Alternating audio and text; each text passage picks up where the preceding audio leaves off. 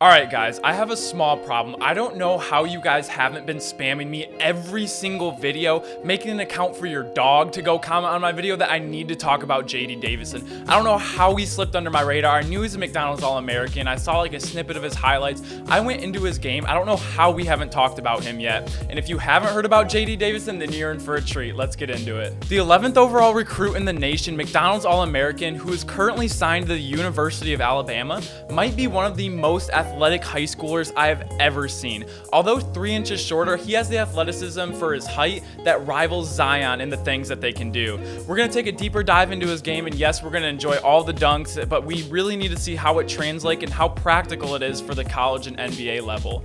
He had a dominant senior season where he averaged 33 points, 10 rebounds, 5 assists, 3.5 steals, 2.5 blocks. Literally a man amongst boys, and as you can tell, he is athletically superior than everyone he was playing. Let's talk about his athleticism though. His athleticism is on a level where he is still going to be head and shoulders above his competition at the collegiate level, but how does he use it? And this is a super important question to ask because it's cool and all if you can hit your head on the rim, but we see people like Derrick Jones Jr. with all the athleticism in the world, but couldn't really find anything more than a 10-day contract until he started developing his handles and his outside game. For JD Davison, this question will be answered very quickly in his games at Alabama, but what I'm seeing at high school is he's always in attack mode, looking to finish around the rim. But why wouldn't you? He's shown to have a Hall of Fame acrobat badge where he can hang in the air seemingly forever and finish on either side with touch. His leg package is very Jordan-esque and reminds me a little bit of De'Aaron Fox as well. He spins, he hop steps, which we honestly don't see that much anymore, and euros his way to the hoop and finishes above everyone else. I could go on and on about his athleticism, but you get the gist of it. You'll just see it in the highlights. Let's move on to his scoring, like his shooting and ball handling. And his shot is actually a lot more developed than I thought it was going to be. The problem I have covering high school players opposed to college or NBA players is finding shooting percentages can be really hard depending on what team they play for. So I don't know his three-point percentage, but he does have a nice shot. More than anything, I see a lot of potential with it. It is a little bit slow and not as fluid or pure as you would see from a three-point specialist at this level, but it's obviously not the main part of his game.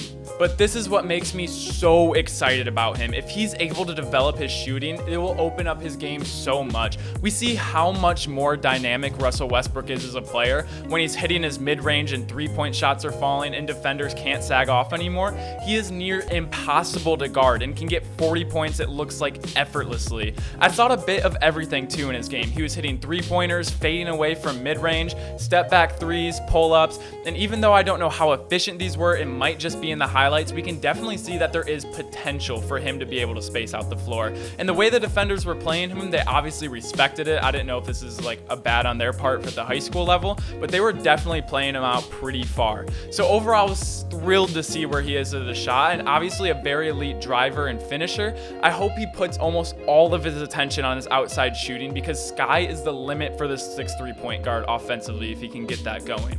His ball handling is another thing I was not expecting to be this good. He is very good at protecting the ball while he's driving to the lane, and he loves to push it in transition. And when he does this, he's able to keep his head up and just react to defenders effortlessly while looking for a lane or an open teammate. This is huge for me. I love to see this. If they're just able to push the pace and the defenders coming from the side, they're able to do it behind the back, keep their eyes down the court and just reacting. This is what you love to see in your point guard. It might seem like I'm about to be super picky and kind of annoying, but I am super high on this guy, and I'm going to hold him to the standard that I would a #1 recruit in the nation. He does not have the ball on the string handles like a Kyrie or Kemba does, where he can just go ISO and make people look dumb. However, he does have enough in his moveset to protect the ball and cause some sort of misstep to the defenders and then just explode right past them, which at this point is more than enough. I would love to see him develop his ISO game where I would be confident that he could go against a college senior and just break them down with his handles.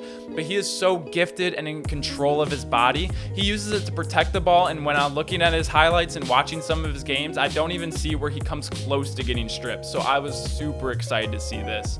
Moving on to his defense, this is all going to be IQ for him because he has all the athleticism to stay in front of any point guard, sit in a chair, move side to side, and stay in front of any player. He has a lot of quick twitch muscles and is able to poke the ball from defenders, and when someone thinks they have an easy pass, he just bursts into the passing lane and takes it the other way. One website I actually saw said he averaged 6 steals a game in his senior season. But what I really love about him is his off the ball block. He has such good timing, and it doesn't really seem like it matters that much if you get the block no matter how cool it is. That just isn't true. Basketball is a game of momentum, and there are certain splash plays that get your team the hype and momentum they need to bust a game wide open or close a 15-point deficit in just a few minutes. What does this better than anything? Big dunks and big block. And with JD, I think you can count on several of these a game on both ends of the court, and I think that can't be overlooked. When Zion goes for a huge dunk or a huge block, you just see the team get so hyped up. It's demoralizing and embarrassing for the team and can be electrifying for your own squad. And his playmaking for others is right where I want to see it. For someone who likes to push the pace and get up and down, he's a true point guard in the sense that he's going to get quick buckets by himself, but is also very unselfish and find his teammates. And 5 assists a game show us this. And he didn't play on some sort of national schedule, but he did play in an all-star game where he won MVP, had 35 points, 11 boards, and 8 assists. Almost getting a triple-double in a game like this where everyone is trying to show out is just insane. I loved seeing him play against higher competition because he could definitely hold his own and still athletically superior to everyone, and was obviously still able to grab boards and dish the ball out at a very high level. So overall, if I had to describe JD Davison, I would say sky is the limit. Everything is potential for this guy. I really don't think there's any sort of limit as to how good he can get. He can really be as good as he wants to be. And I don't know what his work ethic is, but we hear all these stories of players waking up at 4 a.m. to practice before school, stay an hour after practice. If he has any of this, he could be the scariest player in this recruiting class. If he stays content and relies on his natural ability and doesn't develop from where he is now, I could see a future for him in the G League. But I don't see that happening. Alabama is not only a powerhouse in the world of football, but they are making their mark in the world of basketball as well. And I really want to make a video on this soon. But everyone on this team is blue-collared and hardworking. And what I really hope happens is Collin Sexton takes this kid under his wing and shows him what it takes to make it. Collin Sexton is light years behind JD athletically. He also struggled early in the NBA, but he found out and is now the promising young player that the Cavs team needed. This kid works so hard. He really is the young bull. So if you assured me that JD Davison is any what's Collin Sexton is, I can make some huge statements about him right now, but I'm so excited to see what he's going to do, and I would put big money that this guy is going to be a lottery pick in the next 2 years. Thank you guys so much for watching. I have no idea how he fell under my radar so much, but he is electric. If you guys see him, I have huge hopes for him. I really hope he isn't content and just likes where he's at right now. He obviously can get by and probably be a very, very good college player if he doesn't change anything about his game. But if he wants to put in the hours, work on his outside shot, his handles, all that stuff, learn how to defensive IQ and not just rely on like the big blocks, this guy could be scary, even a potential #1 overall pick, because he has all the natural ability. Thank you guys so much for watching. If you like this video, make sure to leave a like, and if you enjoy daily basketball content, make sure to subscribe. It helps out the channel a ton. Don't catch me slipping like this again. Make sure to comment who you want me to see next, and I'll go over them. I don't want to miss another player like this. Thank you guys so much for watching. I will see you all tomorrow. Peace!